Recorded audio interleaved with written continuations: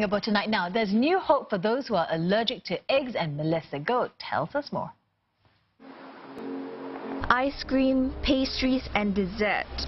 These foods have one thing in common, apart from being tasty. They usually contain eggs, a recipe for disaster for people like 18-year-old Kayleen. She found out she was allergic to eggs along with shellfish and nuts when she was 3 years old. So usually I get itchy around my lips. She has to take her allergy medication everywhere. Going out to eat is quite difficult because if it touches the egg, I can't eat it anymore. And I don't think that there is enough recognition of allergies, and they tend to think that my allergies are a preference instead of actually affecting me and actually getting a reaction. Someone allergic to eggs may have a life-threatening reaction within minutes or even seconds after contact. They may break out in hives or have difficulty breathing. Kayleen isn't alone in her allergy.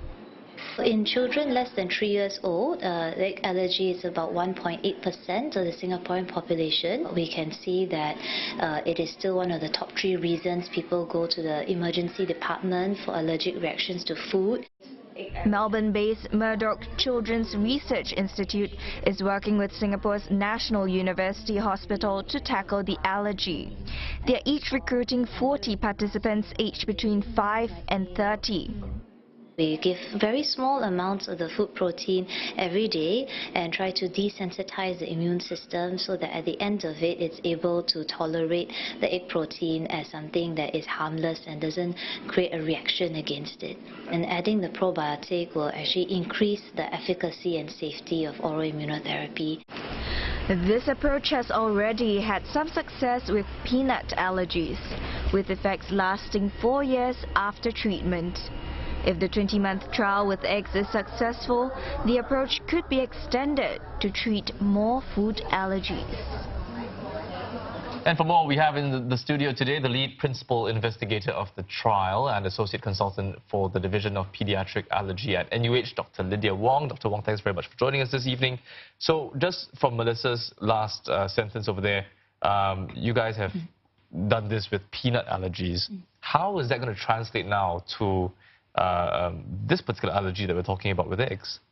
Well, John, so we know that there was a landmark trial of peanut oral immunotherapy which was developed by Prof. Mimi Tang, our collaborator from the Murdoch Children's Research Institute, and that showed extremely good results with a combination of probiotic and oral immunotherapy. But we do know that there are different foods, so peanut and egg allergy, although they occur in the same age group, they are different foods, and we do hope that the same approach that was so successful in peanut will be able to have the same effect in egg. Well, you mentioned that probiotics. So how does the addition of probiotics actually improve the efficacy of this treatment then? So probiotics are immune response modifiers, meaning that they change the way your immune system reacts to a trigger, in this case to the food protein. So the aim behind the trial is that we will combine the probiotic as an immune response modifier with the oral immunotherapy treatment to increase the efficacy and safety of the treatment. Right, when you say increase the efficacy and the safety, how does it compare to the current form of immunotherapy then? So currently immunotherapy is not an available treatment for food allergy. The only actual treatment for food allergy available now is strict avoidance and treating the reaction when it occurs.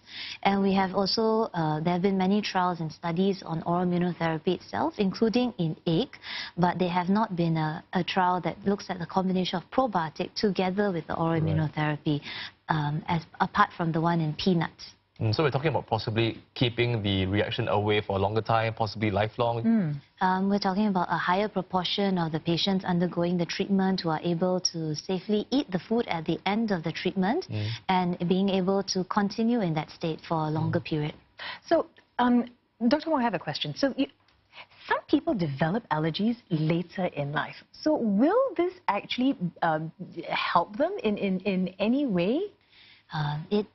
In terms of how it works, Yeah. the treatment shouldn't be a difference between someone who finds out earlier or later in life that they have the food allergy. In fact, for the PEEP study, we're actually targeting people who have persistent egg allergy and the ones who have not outgrown their egg allergy and continue to have it beyond the age of 5.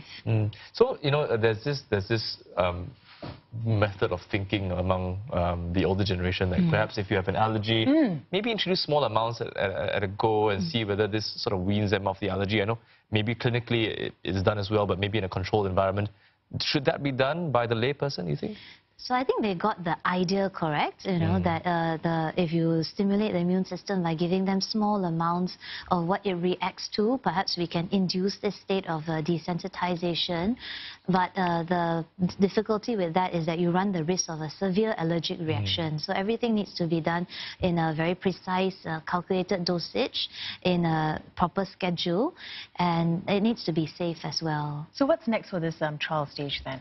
So if we, at the end of this trial, we find that this is a safe and effective treatment, then we will hope to develop it for clinical use so that we can help people with egg allergy be able to eat eggs safely. And what's the time frame that you're looking at for the conclusion of this trial, or, you know, having some sort of concrete results?